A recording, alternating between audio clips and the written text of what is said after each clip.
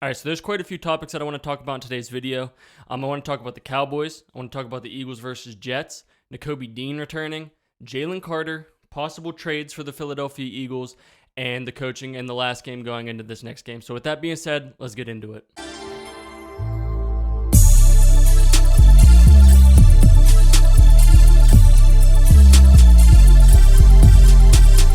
All right, so the first thing that I want to talk about is I want to talk about the Dallas Cowboys. They're not good. They're not who everybody said that they were going to be. Maybe things could get turned around, but I just don't see it. They're just not that great of a team. Their defensive line isn't that good. Their offensive line isn't that good. They can't get the ball going on the ground. They couldn't do that against the 49ers, so they definitely couldn't do that against the Philadelphia Eagles. They lost 42-10 to the 49ers. That is not good. And I know teams have their bad games, but you lose to the Cardinals and then you get blown out by the 49ers. It's just, they were just beating teams in style, and I just don't believe that the Dallas Cowboys are who everybody thought that they were at the beginning of the season. Dak goes and throws 3 interceptions. You can't get the running game going. Dak was 14-24 for 153 with 1 touchdown and 3 interceptions with a QBR of 46.2. He's just not doing that great. And then you have Tony Pollard with 8 carries, 29 yards on the ground. And as a team, they only had 57 yards on the ground. It's just not looking good for them offensively. CeeDee Lamb only had 49 yards. Turpin was the only one who was able to get into the end zone, and that was just one. I believe that was just one lucky play that the Cowboys got in that game. So I just don't believe that the Cowboys are who they are. On the Cowboys' defensive side of the ball, they only got 1 sack, and vice versa. The 49ers were able to get 4 sacks on Dak Prescott. Brock Purdy tore up the defense through the air. He threw 4 touchdowns and no interceptions. That is just not a good look. The Cowboys' defense allowed 170 yards rushing on the ground. It's just not looking good, and this just goes to show that just because you win in style in the beginning of the season doesn't mean that this is going to carry on later into the season. Like I said, maybe it could get turned around. You never know. The NFL is the NFL, and things happen, but it's just not looking that great for the Cowboys. You lose to the Cardinals and you go and you get blown out by the 49ers. That's really all that I had to say about that.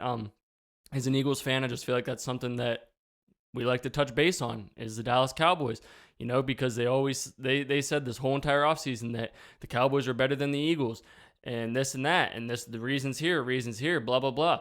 Well, guess what? The Eagles are 5-0. They might have not been winning in style, but guess what? We're still putting up 420-something yards per game on offense. We're still only allowing 200-something yards on us on defense.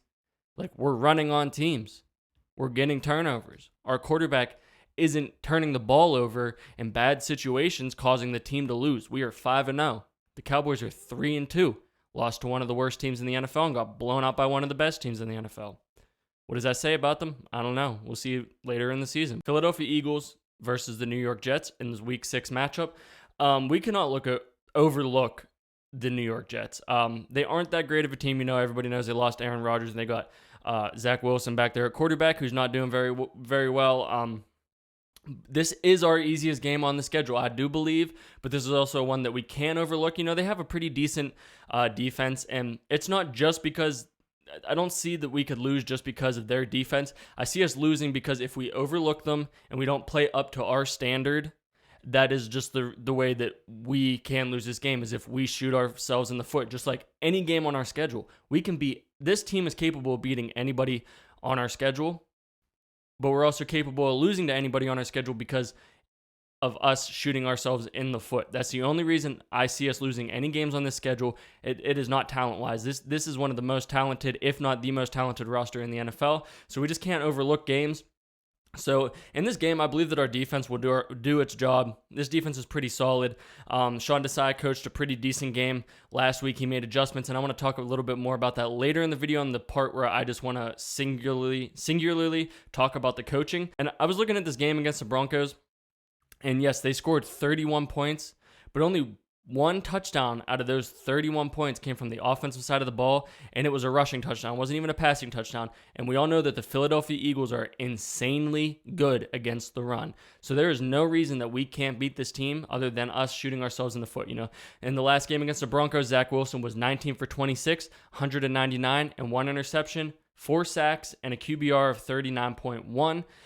That is a terrible game for him, and hopefully this defense does not, and Sean Desai does not allow Zach Wilson to put up like 300 freaking yards on this defense. It cannot happen. We need to shut this guy down as soon as we can. We need to get him to throw interceptions, just get him to panic and just get in his face. Now on the ground, on the other hand, Breece Hall had 22 carries for 177 yards and 1 touchdown. He'll probably get going just a little bit in this game. I could see maybe like a 70-yard game from him just because he is a solid running back. And but this rushing defense that the Philadelphia Eagles have is no joke, and I believe that they will neutralize this rushing attack from the New York Giants, and I have faith that we will do that. And then for receiving and through the air against our defense, the only person that we really have to look to shut down is Garrett Wilson.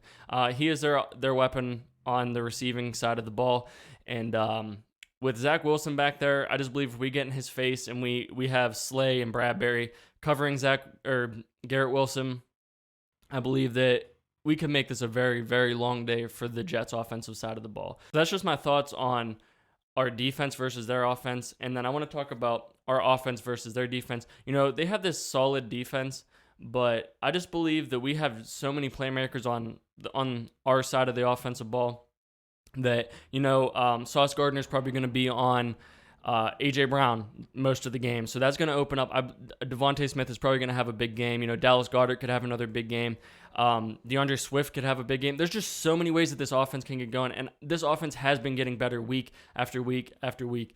And we just got to put it together and don't make any mistakes. And I believe that this offensive side of the ball can dominate the Jets' defense. I'm going to go over this Week 6 matchup against the Jets a little bit later in the week, get you a preview, and we're going to go in a little bit more in depth about the matchups and everything that are going to go on in that game. But I just wanted to touch base a little bit on what I thought about this Week 6 matchup and just look forward to seeing it. So, all right, so the next thing that I want to touch base on is Nakobe Dean. He is set to come back for this Week 6 matchup, and a lot of people don't want him to come in and get the starting job and put him in over Nicholas Morrow. I don't see it necessarily like that. I wouldn't mind if Nakobe Dean came out and started just because I believe he is a playmaker. He's a solid player. He's great against the run. He's new.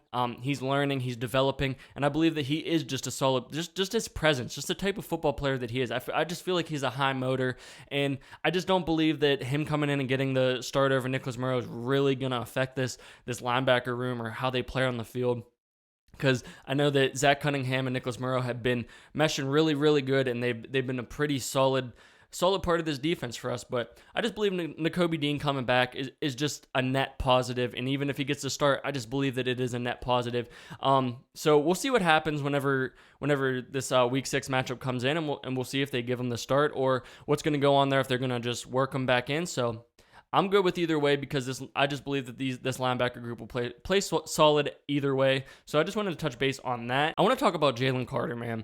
Jalen Carter will be the Defensive Rookie of the Year, and he will also be selected to play in the Pro Bowl. I just can't believe that the Philadelphia Eagles got Jalen Carter. Like, it's insane. We played in the Super Bowl, and the NFL really allowed the Philadelphia Eagles to get the best player in the draft. Like, it's just insane. And we also picked up Nolan Smith. God only knows what he can turn into. He was our second first-round pick. Who knows what he can turn into? He could be a freaking monster, too. The Eagles draft, the way that the Eagles have been drafting these past couple years has just been insane. I don't know what turned it around. Whether it was just not going with like analytics and stuff and making analytic picks and just going off of pure talent. I believe that is mostly what happened. It started with that Devontae Smith a couple years ago whenever we selected Devontae Smith and we jumped up and got him. After we selected him, this drafting has just completely turned around. And Jalen Carter is just a monster, and I believe that he's going to have another big game. I think he's going to have another double sack game against the New York Jets.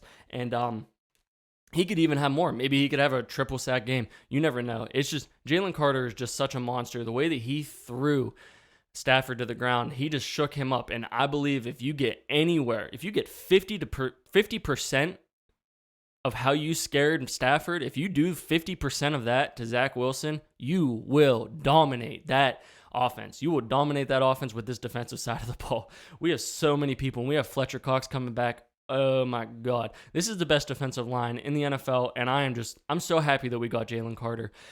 There is not another single person in that draft that I would have rather go. I know we wanted like Bijan Robinson, and we wanted like a flashy player, but guess what, man?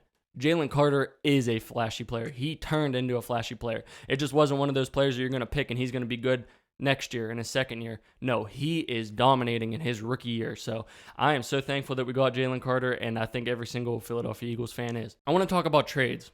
I believe that the Eagles will be active here whenever it's getting closer to the trade deadline. And me personally, I would like somebody for secondary help. I believe that that's all we really need. I don't think that we need a wide receiver. I don't really think that we need defensive line help. I mean, it wouldn't be bad to get maybe somebody else to throw in there in the rotation on that defensive line. But me personally, I believe that we need secondary help. And I can't just pinpoint like cornerback or safety. We need that player like CJ Gardner-Johnson was for us last year that we can move around if there was an injury.